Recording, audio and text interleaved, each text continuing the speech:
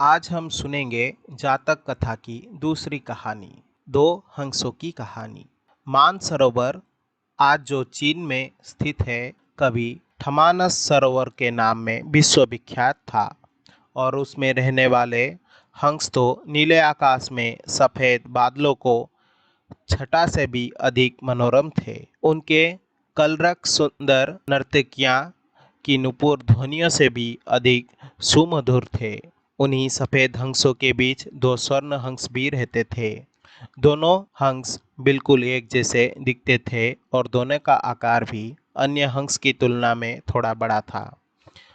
दोनों सामान्य रूप से गुणवान और शीलवान भी थे। फर्क था तो बस इतना कि उनमें एक राजा था और दूसरा उसका वफादार सेनापति।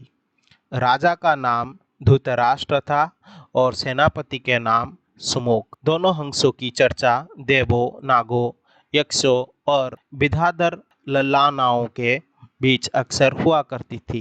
कालांतर में मनुष्य योनि के लोग भी उनके गुण सौंदर्य का ज्ञान होने लगा।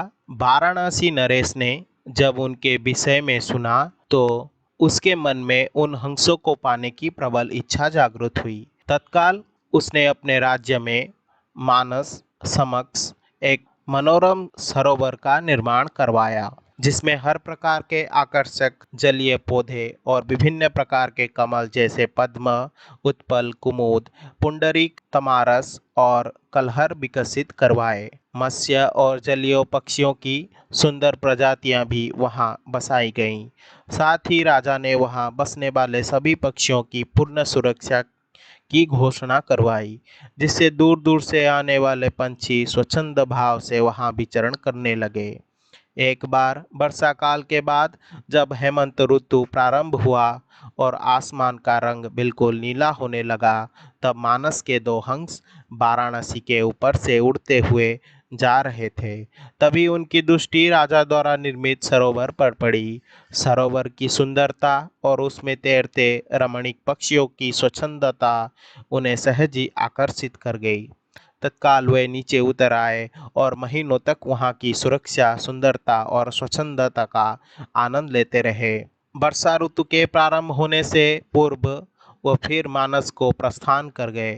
मानस पहुंचकर उन्होंने अपने साथियों के बीच वाराणसी के कृत्रिम सरोवर की इतनी प्रशंसा की कि सारे के सारे हंस वर्षा के बाद वाराणसी जाने को उत्सुक हो उठे। हंस का राजा युधिष्ठिर और उसके सेनापति सुमुख ने अन्य हंसों की इस योजना को समुचित नहीं माना। युधिष्ठिर ने उनके प्रस्ताव का अनुमोदन ना करते हुए ये कहा कि पंछी और जानवर की एक प्रवृत्ति होती है, वह अपनी संवेदनाओं और अपनी चीखों से प्रकट करते हैं, किंतु जंतु जो कहलाता है मानव बड़ी चतुराई से करता है। अपनी भंगिमाओं को प्रस्तुत जो होता है उनके भावों के ठीक विपरीत। फिर भी कुछ दिनों के बाद हंसराज को हंसों की जिद के आगे झुकना पड़ा और वह वर्षा ऋतु के बाद मानस के समस्त हंसों के साथ वाराणसी को प्रस्थान कर गया। जब मानस के हंसों का आगमन वाराणसी के सरोवर में हुआ और राजा को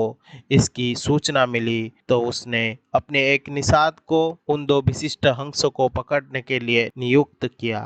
एक दिन युधिष्ठिर जब सरोवर की तट पर स्वच्छंद भ्रमण कर रहा था, तभी उसके पैर निषाद द्वारा बिछाए गए जाल पर पड़े। अपने पकड़े जाने की चिंता छोड़ उसने अपनी तीव्र चीख से अपनी साथी हंसों को तत्काल वहां से प्रस्थान करने को कहा, जिससे मानस के सारे हंस वहां से क्षण मात्र में अंतर्धान हो गए।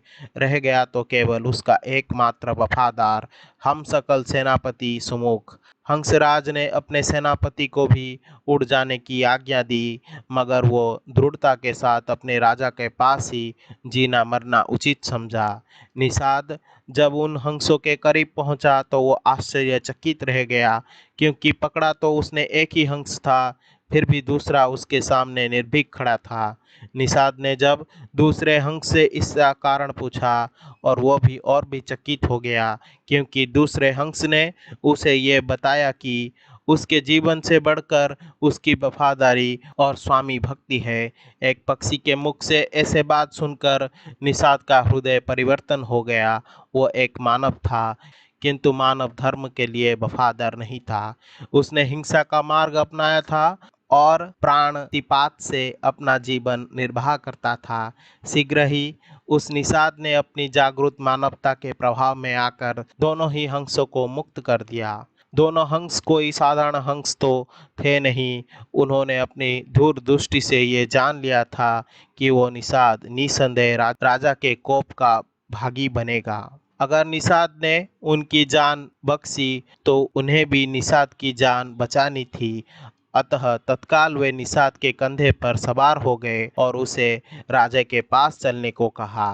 निषाद के कंधे पर सवार जब दोनों हंस राजा के दरबार पहुंचते तो समस्त दरबारीगण चकित हो गए।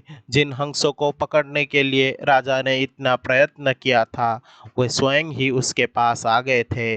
विस्मित राजा ने जब उसकी कहानी सुनी तो उसका तत्काल ही निषाद को राजदंड से मुक्त कर पुरस्कृत किया। उसने फिर उन ज्ञानी हंसों को आतिथ्य प्रदान किया तथा उनकी देशनाओं को राज दरबारों में सादर सुनता रहा। इसी प्रकार कुछ दिन राजा का आतिथ्य स्वीकार कर दोनों ही हंस पुनः मानस वापस लौट गए। कृपया लाइक करें और मेरे चैनल की सदस्यता लें और वीडियो अपडेट प्राप्त करने के लिए घंटी आइकन पर क्लिक करें।